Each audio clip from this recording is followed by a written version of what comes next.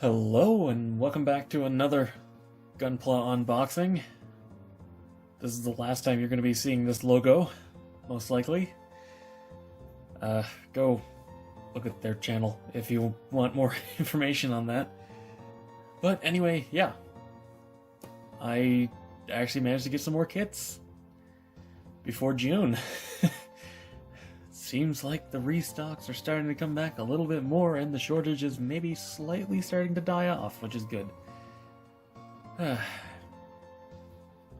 Anyway, I won't waste any more time. Let's get this open.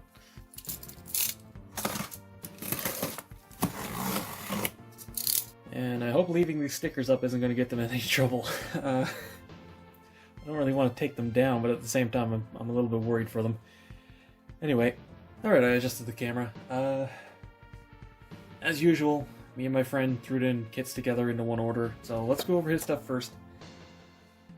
Most of it's stuff I already have and have reviewed, so I'll put up some cards. But first off, he finally got his hands on a giant Gatling.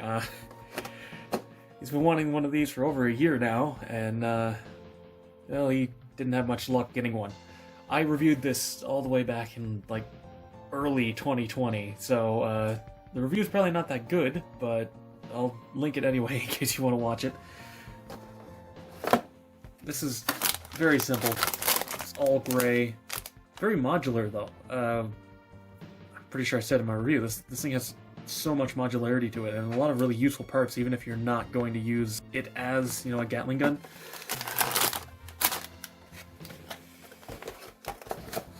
It's a nice kit. I would recommend it if anybody wants one.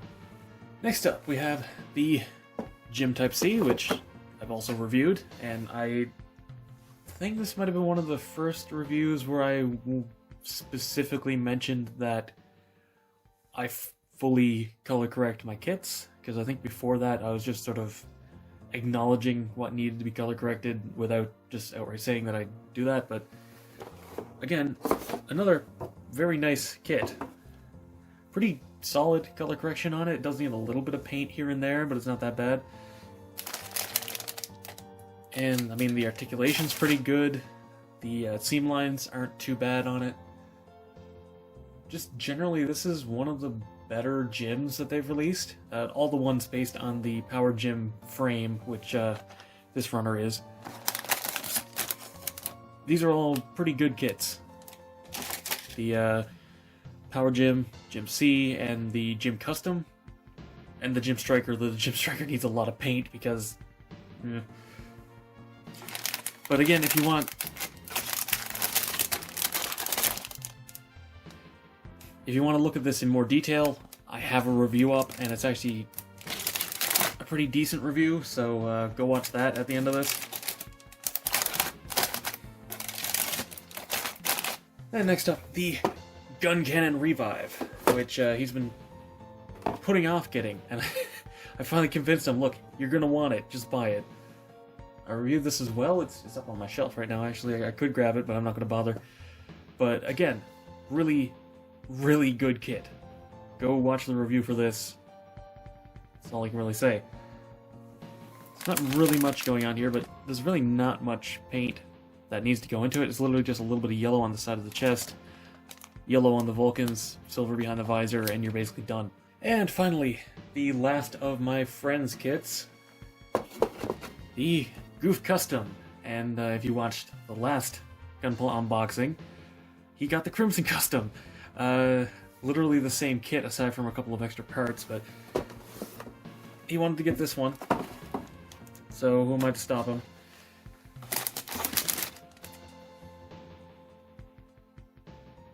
That's a really unique blue. It's like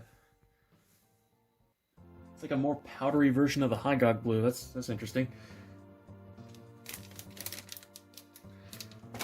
But anyway, oh, they're actually red. Oh, they are metallic. Fair enough.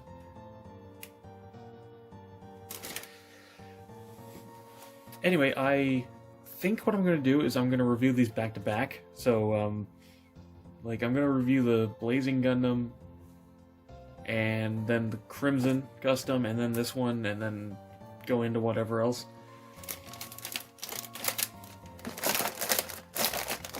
But he has already built the Crimson Custom, and having messed around with it myself, this is a pretty good kit. So, spoilers for the inevitable reviews of these. Alright, moving on to the stuff I picked up. Just get it out of the way, I got another action base. I actually still have two of the single stands over, just in storage, but you can never have too many. And besides, I actually needed this for one of the kits coming up. But first up for actual kits, Legend BB Night Gundam, because they got it right back in stock immediately after I bought the Musha Gundam. I'm not sure how much of this I'm going to paint, a decent amount at least, but we'll see. I am wondering what the color separation is like on this. Yeah, the only thing that's chrome is the visor, but that's not a problem. Red parts for the hooves, cape. That translucent piece there goes in the sword. This silver looks a lot better than I thought it did, so I might not spray paint it. I was thinking about just spraying this with silver spray paint, but honestly it doesn't look that bad.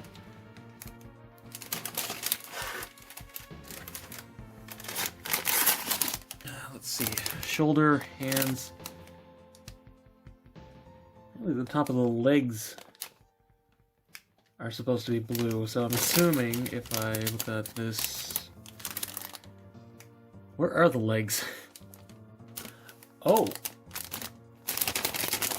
Wait a minute. Where's the top of the legs? Is it these? They actually color separate the top of the leg? That's... My god, I think they did. Huh. Fair enough, guys. Not gonna complain about that.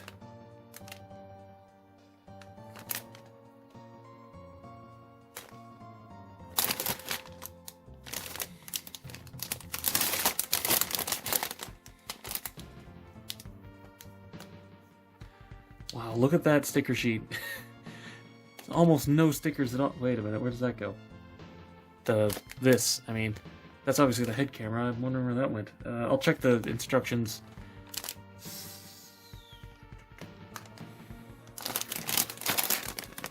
Yeah, there's the chest piece, and the other part of the chest is there. Yeah, so that's really good part separation on this.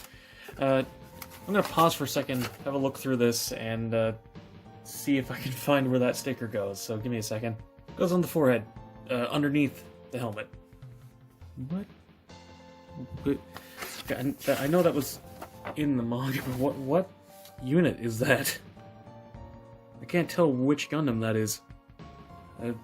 Anyway, I'll put this away and skip to the next one. Alright, next up we have another kit that I've been looking forward to a lot. Spinatio Army type. The Sengoku type I've reviewed, and I love the base unit, so had to get this. Obviously, I mean, look at it. That's an amazing looking olive. And this is such a dark green, it almost looks black, but it is green. These parts are almost brown. It's like a green brown. That's fair enough. It's just like a really dark, slightly desaturated green, but it almost looks brown. We're the same. Just regular gray for the joints. Fair enough. And a bright Lego lime sort of Blacktron green visor. But yeah, I'm very, very excited to build this. I really, really like how this one looks. Anyway, give me a second. Alright, and finally we have the big one. The high-grade Metal Armor Dragonar plus lifter. Getting camera. There we go. I am very, very happy to have this. So let's get it open, shall we? I still almost find it hard to believe this comes with an Obari version of the head.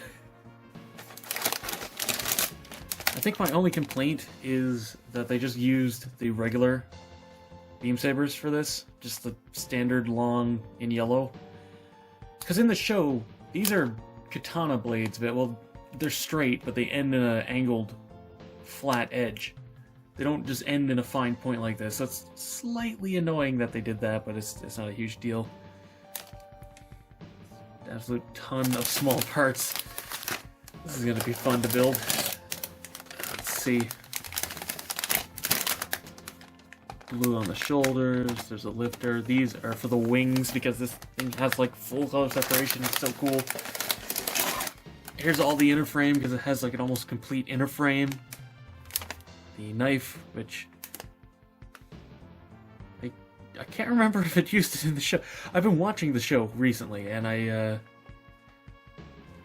can't remember if it used the knife yet. Yeah, the legs. The stripes are actually separated, and oh god, this looks so good. Man, this looks so nice. Oh, I'm so excited to build this. It's a lot of really tiny parts, but that's fine. And yeah, there's the two different head parts, the more Okawara style one and the more Obari style one. There's just very slightly different shaping on them. Structure. Oh, that art's so good.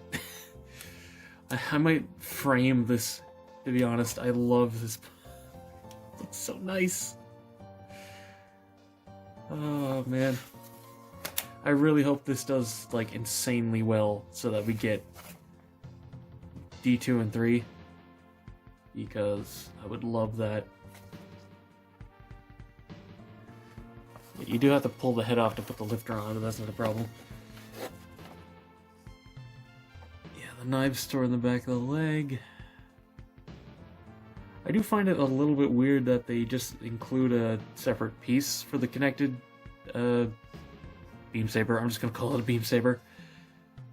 Because they connect in the show the way that, you know, the Freedom Gundams works, where they plug together, and I feel like they could have just used that gimmick for this, but whatever. It's not really a big deal. Oh yeah, there's a little bit of white on the handles, but hey, I have the EX white Gundam marker, so I can just use it on these and not have to worry about painting that.